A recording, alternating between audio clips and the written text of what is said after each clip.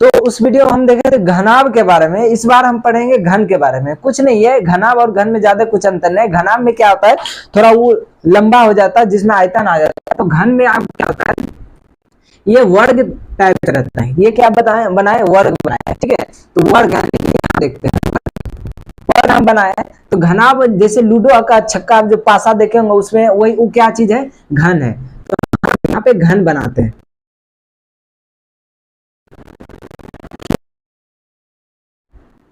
तो ये मेरा क्या हो गया, घन हो गया। तो घन में यानी कि वर्ग का आवश्यकता होता है। तो घन को हम क्या करते हैं, हम खोलते हैं।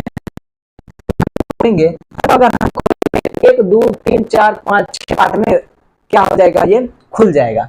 तो हमको क्या अगर पूछेगा घन का पृष्ठीय क्षेत्रफल, पृष्ठीय क्षेत्रफल अगर पूछेगा घन का पृष्ठीय क्षेत्रफल, तो देखिए याद तो कर सकते हैं लेकिन एक बार इसको समझना है कि घन इसमें क्या होता है, वर्ग है। कितना वर्ग है, 6 वर्ग है।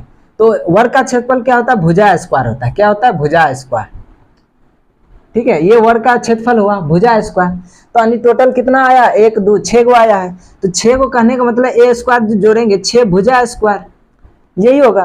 तो घन का अगर क्षेत्रफल पूछे, घन का पृष्ठीय क्षेत्रफल, तो क्या हो जाए 6 भुजा स्क्वायर, यानी 6 गो वर्ग है इसीलिए क्या हो गया 6 भुजा स्क्वायर। आयतन क्या है, आयतन बहुत ही इजी है। अगर घन का आयतन पूछेगा, घन का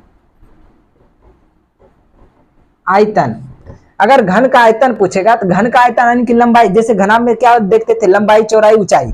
तो इसमें भी वही होगा, लंबाई चौड़ाई ऊंचाई। लेकिन इसमें क्या है, लंबाई जितना रहेगा उतना चौड़ाई भी रहेगा, उतना ऊंचाई भी रहेगा।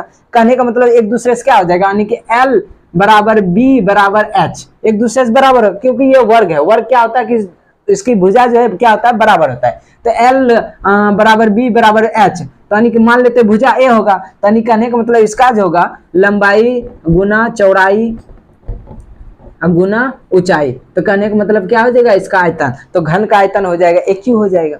बस सिंपल है, ये घन का आयतन मेरा हो गया। इसी तरह से अगर मान लीजिए कि कहेगा कमरा हमको बनाना है, घन आकार का कमरा बनाना है, तो ऊपर का छत चाहिए, नीचे वाला तो जरूरत नहीं है। तो ऊपर वाला अगर का चारों कमरा का पूछेगा, तो इसमें देखिए घनाकार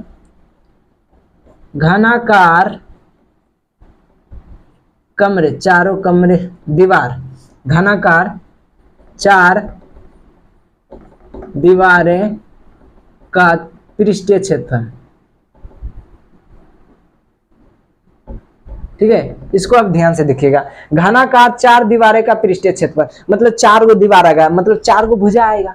4 गो भुजा आएगा तो 4 गो भुजा का क्षेत्रफल लिखेंगे तो 4 गुना A स्क्वायर हो जाएगा। सॉरी 4 गो वर्ग आएगा, 4 गो वही हो गया। तो 4 वर्ग आया तो 4 गो वर्ग का क्षेत्रफल आ जाएगा। तो क्या हो जाएगा, घनाकार 4 दीवारें का पृष्ठीय क्षेत्रफल क्या होगा, 4A स्क्वायर हो जाएगा।